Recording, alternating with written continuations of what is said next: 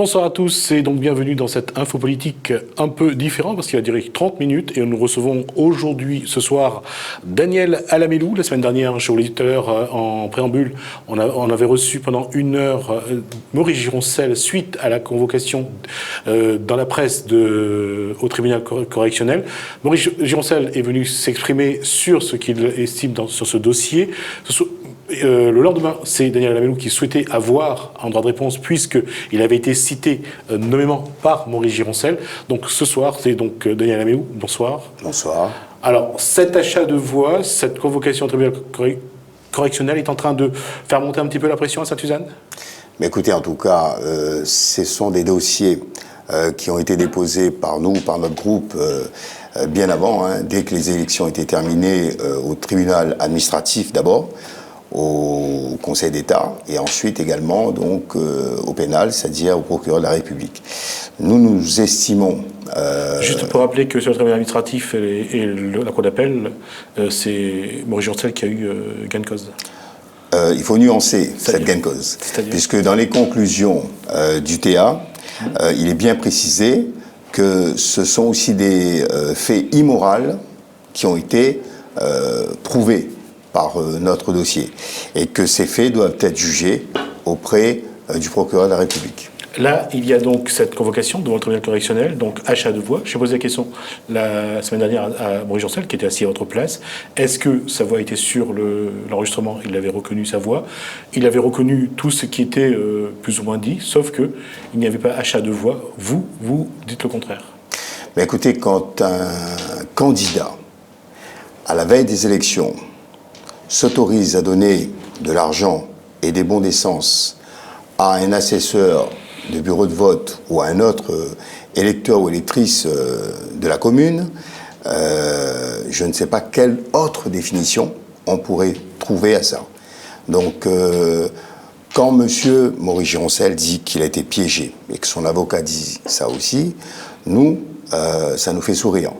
Parce que je pense que c'est lui qui a essayé de nous piéger. C'est-à-dire ?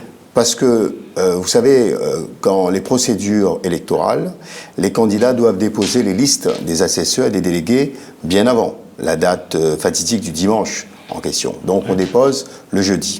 Donc, moi, depuis le jeudi, je dépose cette liste des délégués assesseurs et mon adversaire politique sait très bien, il a l'accès à cette liste et il connaît qui est dans tel ou tel bureau. Et je vais vous poser la question, est-ce qu'il a contacté vos assesseurs ? Je pense que oui. Non. Je pense que oui. D'accord. Le tribunal donnera plus de détails sur ces appels. Mais vous savez, je dis à chaque élection aux délégués, aux assesseurs de faire attention. Parce que quand on dépose la liste, effectivement, on sait qu'il y a beaucoup d'appels qui vont tourner et donc il faut faire attention. Moi, je pense que cette personne, Mme Sautron, a beaucoup de courage, comme d'autres témoins dans cette affaire. Il n'y a pas que le dossier de Mme Sautron.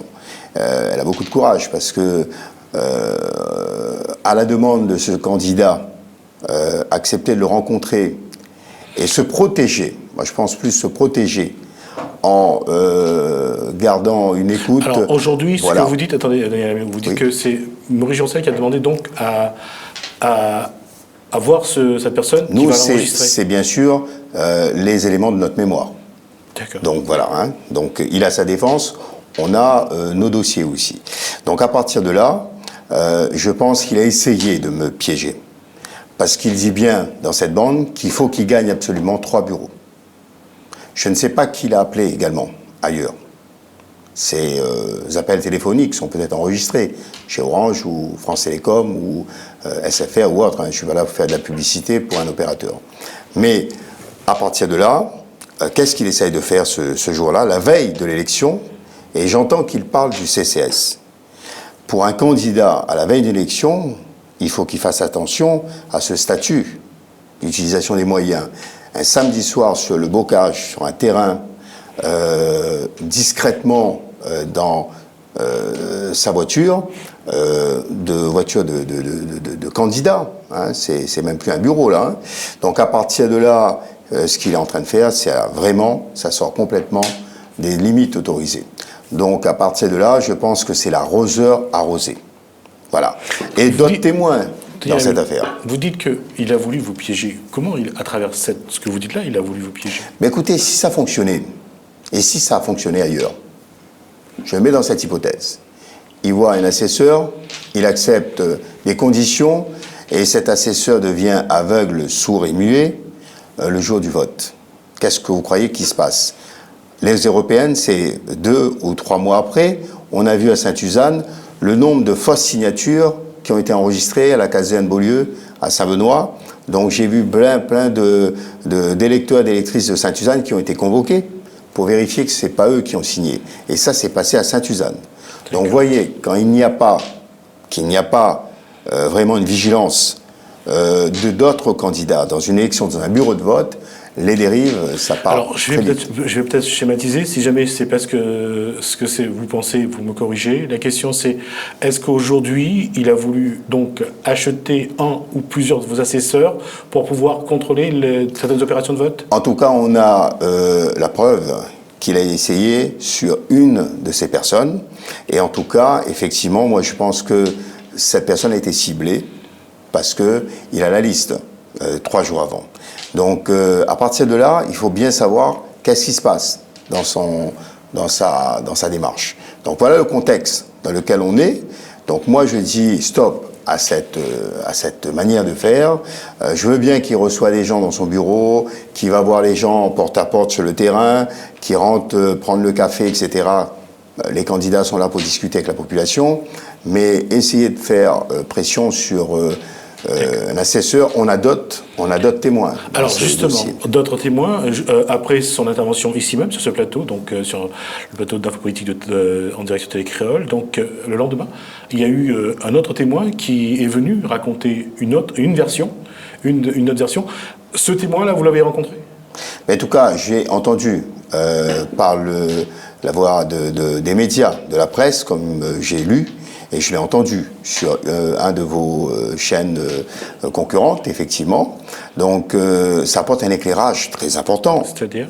Mais écoutez, c'est quelqu'un de son groupe qui a été, pendant plusieurs élections, 2012, 2014, 2015, avec lui, sur le terrain, qui s'exprime pour expliquer comment les choses se passent et comment ce jour-là, justement, sur un des éléments, comment ça s'est fait. Donc, à partir de là, je laisse à la justice aussi le soin d'apprécier ce témoignage. Mais pour nous, en tout cas, ça conforte ce qu'on savait déjà, puisque notre dossier était déjà un dossier très solide. Parce que je vous dis, M. Maurice Gironcel a fait 7 heures de garde à vue. Il se vante d'avoir fait 140 ou 180 heures de garde à vue, je ne sais plus combien il dit à chaque fois, et il est toujours là.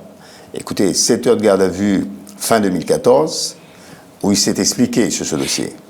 Après, le dossier arrive en correctionnel par l'intermédiaire des magistrats. Ça veut dire aussi que l'appréciation des enquêteurs et des magistrats et du procureur de la République ont fait que, justement, on arrive le 19 avril à ce rendez-vous. Donc, rendez-vous au tribunal correctionnel. Je reviens à ce témoin qui s'est exprimé donc il y a quelques jours. Aujourd'hui, est-ce que vous avez un contact avec lui? Est-ce que vous l'avez rencontré? Est-ce que vous avez discuté de ce qui s'est passé? Pas du tout. Je pense que ce témoin a eu certainement envie de s'exprimer, puisqu'il a vu, comme tout le monde, que cette affaire arrive dans un mois ou deux, là, à La Réunion, donc l'affaire de Sainte-Suzanne. Donc, à partir de là, je laisse libre aux uns aux autres, parce que j'ai d'autres témoins. J'ai d'autres témoins dans le dossier, il n'y a pas que Mme Sautron. Qui ont été aussi entendus et qui sont dans notre dossier, puisqu'il n'y a pas que M. Gironcel qui est convoqué au tribunal ce jour-là. Hein. Il y a aussi quelques personnalités qui sont proches de lui, qui sont convoquées aussi en tant que prévenus. La plupart des autres, moi-même, je suis invité à cette citation en tant que victime également dans ce dossier.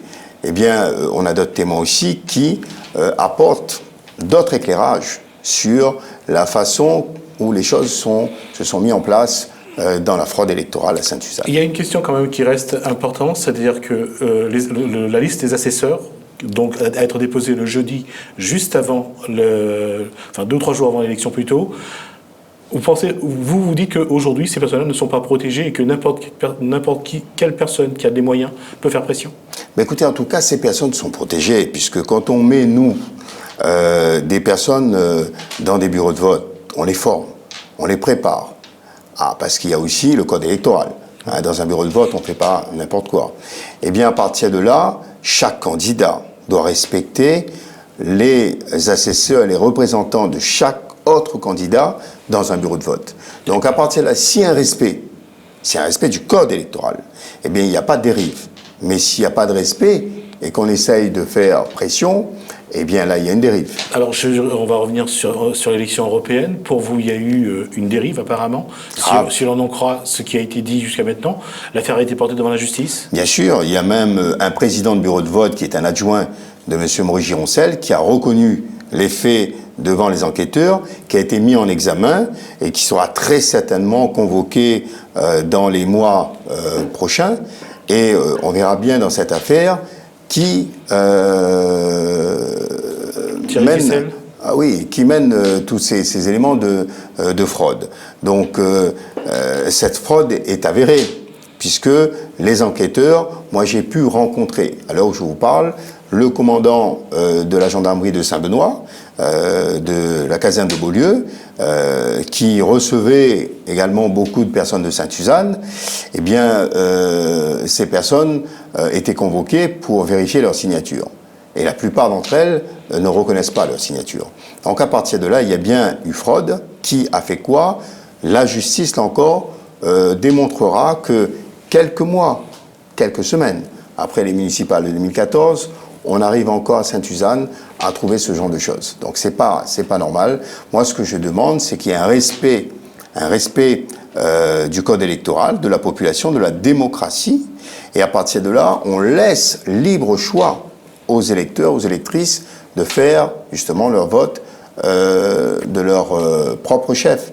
Et non pas d'essayer de déguiser ou de travestir cette élection et faire croire aux gens on a gagné, etc., etc., etc. Moi je dis je suis fair play, si on gagne honnêtement et si on perd honnêtement aussi c'est bon. Il n'y a pas de problème, il n'y a pas de recours. Mais si c'est pour essayer de faire tout et n'importe quoi, eh bien il y a un problème. Vous avez vu dernièrement aux élections régionales de Sainte-Suzanne, il n'y a pas eu de fraude, il n'y a pas eu de gros problèmes. Je suis allé voir, moi. J'ai été délégué d'un candidat qui a gagné ces élections régionales. J'étais le délégué, le représentant à Sainte-Suzanne. Je suis allé dans tous les bureaux de vote. On a même eu nos assesseurs et délégués dans les bureaux de vote. Eh bien, tout s'est passé correctement. Regardez les résultats. Alors, je reviens à ça, je reviens sur qu'est-ce que vous attendez de cette décision du tribunal correctionnel? Qu'il y ait une justice, justement, qui rétablisse, justement, la valeur de la démocratie pour la population de Sainte-Suzanne, pour nos militants également, pour les électeurs, pour les électrices. On fait un travail de terrain pour défendre un programme, un projet d'intérêt général. Eh bien, je souhaite que, justement, la justice, lorsqu'il y a ce genre de dérive, fasse son travail, bien sûr, pour qu'il n'y ait plus ce genre de dérive. Et on verra bien quelle sera la sanction qui sera éventuellement dans les conclusions de ce procès. Si on revient à la campagne de 2012, lorsque Maurice Gironcel retrouve son éligibilité et que le conseil municipal démissionne et qu'on a de nouvelles élections, dans une discussion, l'un des sujets, c'était justement est-ce qu'il y avait une suspicion de fraude avant l'élection, et vous étiez inquiété de ça déjà? Ah oui, bien sûr, parce que justement, nous, quand on mène une campagne, déjà on détecte un certain nombre de choses pendant la campagne qui se font avec des moyens communaux, par exemple. Vous savez, je reviens sur la campagne de 2014, mi-2013, voire fin 2013, je dénonce les actions utilisées par le CCS de Sainte-Suzanne sur des achats de fournitures pour la population, fournitures d'habitation, etc. Monsieur Gironcel me met en diffamation, m'assigne en diffamation, avec encore l'argent du CCS qui paye l'avocat, hein, presque 10 000 €, hein, pour me porter plainte contre moi.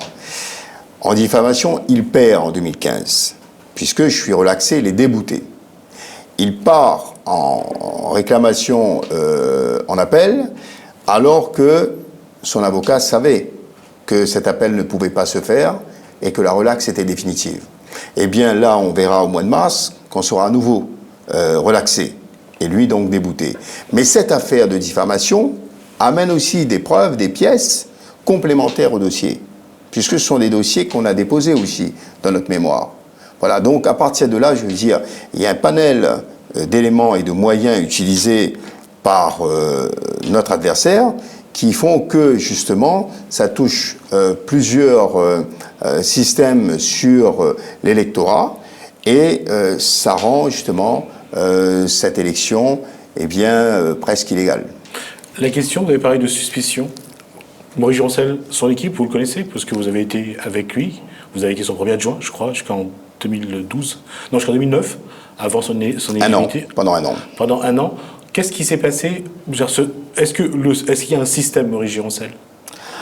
C'est à lui de le dire, s'il y a un système. C'est à la justice de le montrer aussi avec toutes les pièces des différents dossiers qu'on a mis en place.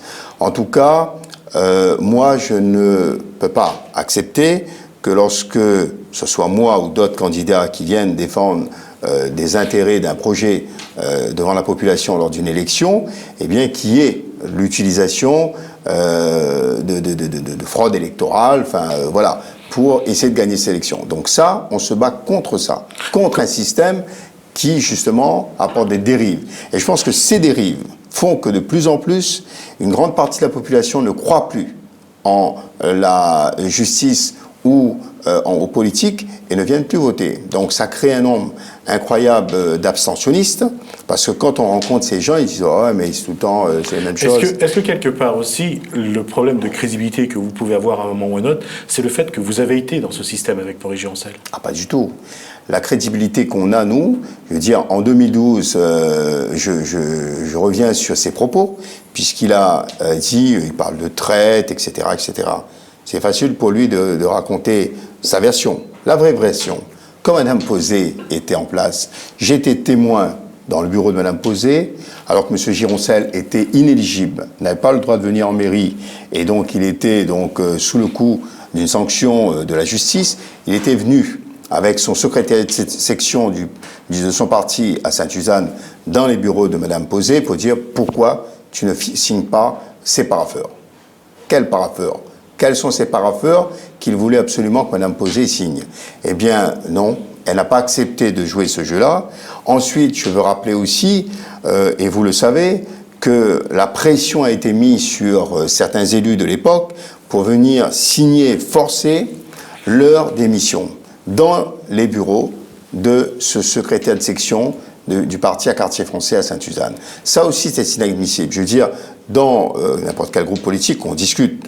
Il y a un dialogue, il y a une concertation, il y a une prise de décision collective. Mais si c'est pour couper en dessous, et donc, qui est le traître dans cette affaire? Voilà. Oui, parce que ça, à l'époque, c'est vrai que c'était les mots que le PCR avait pour vous, c'est-à-dire vous... À chaque fois qu'ils font quelque chose, ils renvoient le mot sur l'adversaire. Daniel Lamellou et Yolande Posé, c'est vous les traîtres, parce que vous ne vouliez pas, à ce moment-là, démissionner pour qu'il y ait une nouvelle élection.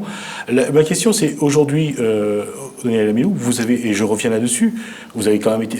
Maurice Gironcel a été quand même votre mentor, c'est lui qui vous a amené jusqu'à ce poste de premier adjoint. En 2009, vous êtes élu conseiller général. Donc vous avez donc ce parcours avec lui. Qu'est-ce qui a fait que aujourd'hui vous n'arrivez plus à vous parler? C'est pas qu'on n'arrive plus à se parler. Moi, je suis élu à la Synode, délégué, donc parce que c'est le peuple maintenant qui élu les délégués communautaires dans la nouvelle version des élections municipales et intercommunales. Je suis élu aussi au CIDELEC, je représente la commune de Bras-Panon, puisque la conseil municipal de Bras-Panon m'a donc donné délégation pour représenter la commune au CIDELEC, donc je suis aussi là-bas et on discute sur des dossiers. Et en plus, au conseil municipal de Sainte-Suzanne, donc avec mon groupe d'opposition, on est là pour discuter et pour voir comment les dossiers avancent. Donc c'est pas le problème de ne pas discuter, c'est le problème d'être d'accord ou pas sur certaines choses concernant les élections électorales. Hein, parce qu'il y a un temps pour les élections, il y a un temps pour l'action. Mais pendant les élections, je veux dire, il faut qu'il y ait un respect également. Donc à partir de là, c'est sur ces points-là que nous ne sommes pas... Aujourd'hui, en tout cas, entre vous, la rupture est consommée, vous ne serez plus ensemble pour une prochaine élection, c'est une question. Municipale 2020 ? Non.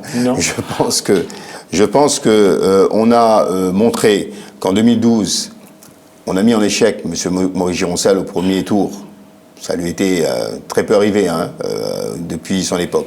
Donc à partir de là... Sauf en 98 où il a perdu contre Nassim. Ouais, mais pas au municipal. Pas au municipal. Là, c'était municipal. Une élection, les gens votent encore plus. Donc on a fait près de 47, voire plus de 47%. Et 2014, 2 ans après, on arrive quasiment à atteindre les 49%. C'est-à-dire, il y a un élan populaire aussi qui souhaite aussi faire que les choses évoluent et bougent dans cette commune. À partir de là, on n'a pas à rougir d'une légitimité populaire, puisque 49-51, donc vous voyez très bien que c'est un mouchoir de poche, justement. Et dans ce mouchoir de poche, si les choses se passent bien honnêtement, eh bien nous estimons qu'on dise OK, on attend les prochaines échéances pour discuter d'un prochain projet. Mais là, quand ça se passe de cette manière, vous comprenez très bien que vis-à-vis de la population, vis-à-vis des militants de Sainte-Suzanne, parce que je ne suis pas seul, il y a un groupe, eh bien, on doit faire en sorte que la justice se fasse sur des éléments très... Vous comprenez ceux qui vous disent qu'avant vous étiez ensemble et vous n'avez pas dénoncé et qu'aujourd'hui parce que vous n'êtes plus ensemble, que vous essayez de mettre non, pas du tout. Avant ce que vous appelez un système d'entente? Non, pas du tout. Moi, je dis clairement les choses. Au jour d'aujourd'hui, il y a des éléments. S'il y avait eu des éléments à l'époque et que d'autres auraient dénoncé... bien sûr, si d'autres auraient dénoncé aussi, on serait là à regarder. Mais écoutez, vous-même, je crois que vous avez dit que M. Gironcel a déjà été condamné dans d'autres affaires précédentes, sur 2-3 dossiers différents. Sur ce même plateau, il a dit, OK, ça, il a payé sa dette vis-à-vis de la justice. Donc, je pense qu'il a déjà eu des problèmes, sans chercher qui lui a posé ces problèmes. Donc, c'est pas un inconnu dans ce domaine de la justice. Voilà ce que je peux actuellement vous... Là, on revient sur le terrain politique. Samedi, il y aura le conseil municipal. Vous allez encore, cette fois-ci, vous allez dénoncer ce rapport de la Chambre régionale des comptes? Bien sûr. Ce rapport de la Chambre régionale des comptes apporte un éclairage important, parce que depuis des années, on explique à M. Gironcel que la dérive de la mauvaise gestion, en tout cas sur la commune, fait on est quasiment dans le mur aujourd'hui. Les contribuables payent très cher cette mauvaise gestion. L'année dernière, entre 8% d'augmentation des impôts locaux à Sainte-Suzanne. Donc ça, c'est très grave de faire payer à la population ces égarements au niveau de la mauvaise gestion. Là, la Chambre régionale des comptes montre bien qu'il y a une mauvaise gestion, qu'il faut mettre en place des actions rapides, concrètes et urgentes pour rétablir un minimum d'équilibre sur ce budget, puisqu'on voit bien que la commune est trop endettée. Près de 20 millions d'euros de dettes à Sainte-Suzanne. 20 millions d'euros de dettes, d'endettement à Sainte-Suzanne. M. Gironcel propose dans ses OB de descendre vers les 19 millions en 1 an ou 2. C'est pas suffisant. Je veux dire, cette dette, la population ne peut pas la garder aussi fortement. Donc il faut absolument rétablir des actions pour qu'il y ait des engagements sur l'investissement, qu'on continue à investir pour apporter un cadre correct à la population dans l'ensemble des quartiers, au niveau des équipements, au niveau des écoles, au niveau des quartiers, de l'environnement, des routes, etc., des réseaux, mais également avoir un service public de qualité. Donc une expertise aussi pour que le service public de qualité. Donc moi je dis, il ne faut pas continuer à faire au fil de l'eau. Hein, c'est un peu ce que fait actuellement l'équipe de la majorité. Et on tire les sonnettes d'alarme depuis 1 an ou 2 à chaque orientation budgétaire. Là, l'occasion nous est donnée par un rapport de la Chambre régionale des comptes. Ce sont des magistrats. Ce sont des magistrats qui ont contrôlé les comptes et qui amènent des éléments très clairs. Il faut attendre samedi à quelques échanges au niveau du conseil municipal à Sainte-Suzanne. Oui, par exemple, j'ai demandé à M. Gironcel de mettre le rapport de la Chambre régionale des comptes en rapport numéro 1, avant les OB, pour que les orientations budgétaires soient logiquement discutées en fonction des prescriptions de la Chambre. Alors, il nous reste 5 minutes. Je vais parler de votre, je dirais, votre acuité politique. Aujourd'hui, vous êtes donc conseiller, chef de file de l'opposition, conseiller municipal donc à Sainte-Suzanne. Serez-vous candidat aux législatives en 2017 ? Et allez-vous affronter peut-être Maurice Gironcel, si lui est candidat ? Bon, pour l'instant, en tout cas, mon équipe, mes militants, nous n'avons pas pris de décision sur cette élection législative. Vous voyez bien qu'on a un dossier très chargé actuellement, juridiquement parlant, pénalement parlant, actuellement avec les dossiers de Sainte-Suzanne. On reste concentré sur nos dossiers. Bien sûr, le moment venu, on mettra en place les discussions en interne déjà pour avancer sur ce dossier, mais également avec les autres partenaires sur l'ensemble de la 6e circonscription. Partenaires pour vous, c'est donc les membres, enfin, les mouvements, les partis politiques qui sont membres donc de cette plateforme de l'Union de la droite ? Bien sûr, déjà cette plateforme de l'Union de la droite, je pense que la plateforme verra un petit peu sur les 7 circonscriptions, déjà sur l'île, mais sur la 6e, effectivement, il y a des élus qui sont déjà en place, qui peuvent. Donc si Jean-Louis Labourg n'y va pas, vous y allez ? Non, ça, il faut pas dire ça aussi simplement que ça. C'est beaucoup plus complexe de préparer une élection telle qu'une élection de représentation à l'Assemblée nationale. Parler du projet, parler de ce qu'on veut faire avancer. Là, on subit un peu avec le gouvernement Hollande cette situation un peu difficile socialement, économiquement. Et donc, il faut effectivement déjà voir les actions, le projet à mettre en œuvre pour qu'on soit vraiment sur une action de cohérence entre nous. Et ensuite, regardez qui a le meilleur profil sur une liste. Vous savez très bien qu'il y a un binôme à mettre en place. Donc, pour l'instant, rien n'est décidé. La discussion a débuté avec Jean-Paul Viré-Poulet ? La discussion se fera dans les semaines, dans les mois à venir. Et au moment voulu, je pense que les choses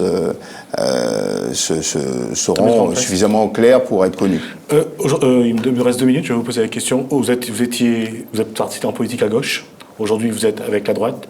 Où vous situez aujourd'hui sur l'échiquier politique ? Bon, je vais dire que je suis plus au centre aujourd'hui, puisque effectivement, quand on regarde mon parcours politique, par exemple, lorsque j'étais président du CIDELEC Réunion, j'ai travaillé avec l'ensemble des partis politiques, des élus, des mairies, etc. Donc ça m'a amené à avoir aussi une vision plus large qu'un parti,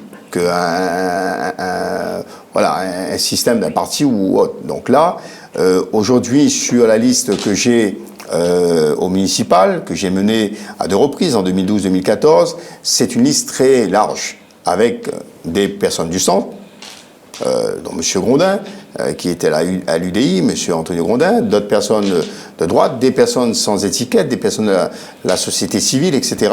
Donc moi, je cherche aussi à rassembler le plus largement possible pour faire en sorte qu'un projet soit mieux apprécié au niveau de la population. Mais vous voyez bien que vous dites tout à l'heure que la population ne croit plus trop à la classe politique. Vous êtes avec Yolande Posé. Yolande Posé était avec Huguette Bello, au conseil régional. Vous étiez avec Didier Robert. Sur Sainte-Suzanne, est-ce que les limites sont toujours les mêmes ? Est-ce que vous représentez le centre, la gauche, Boris Gironcel, les communistes ? Est-ce qu'il y a un bipartisme encore à Sainte-Suzanne ou c'est un peu vraiment mélangé ? Non, je pense qu'il y a vraiment 2 groupes. Ouais. Je suis, vous avez dit tout à l'heure, le leader du groupe de l'opposition. Certaines personnes de notre groupe, en toute démocratie, sont allées vers d'autres candidats au régional, libre à eux. Nous, on n'est pas là pour bloquer. On avait parlé aussi à l'époque. Voilà. Ouais. À l'époque, on avait dit que ces choses-là se font dans une compréhension, dans une concertation. Après, l'action municipale, c'est une action bien précise qu'on mène ensemble avec le groupe pour faire en sorte que les projets de la ville avancent. Donc ça, c'est aussi un bloc. Et bien sûr, il y aura à nouveau à préparer une nouvelle action pour les prochaines échéances municipales à Sainte-Suzanne. Et donc, bien sûr, il y aura encore un travail à faire sur le projet, sur le groupe, etc., pour faire en sorte qu'on puisse vraiment apporter le meilleur projet pour que la population, eh bien sûr, cette fois-ci, vote en notre faveur plus largement. On a frôlé les 50% avec 49%. Je pense qu'on est dans une croissance en continu, donc on verra bien. Je donne rendez-vous, bien sûr, aux prochaines élections municipales. On verra bien comment les choses vont se... Ou peut-être en 2017. Si les choses doivent se mettre en œuvre, de toute façon, nous sommes disponibles et nous sommes dans une discussion. D'accord. Voilà. Daniel Amelou, merci d'avoir répondu merci à, vous. À nos questions, d'avoir accepté notre invitation. J'espère que les éléments apportés donneront un peu plus de clarté à ce débat qui a été construit sur Saint-Suzanne et aussi sur le plan juridique et judiciaire. Donc on verra dans les jours et les semaines à venir comment ça va se passer. En tout cas, merci de nous avoir répondu. Je rappelle donc que vous êtes chef de file de l'opposition, conseiller municipal à Saint-Suzanne et à Labellou. Merci. Merci à vous beaucoup de nous être fidèles. On vous donne rendez-vous, nous, pour d'autres débats politiques, sans doute, peut-être pas demain, mais au moins la semaine prochaine. Je vous dis bonne soirée et passez de bons moments sur Télécréole.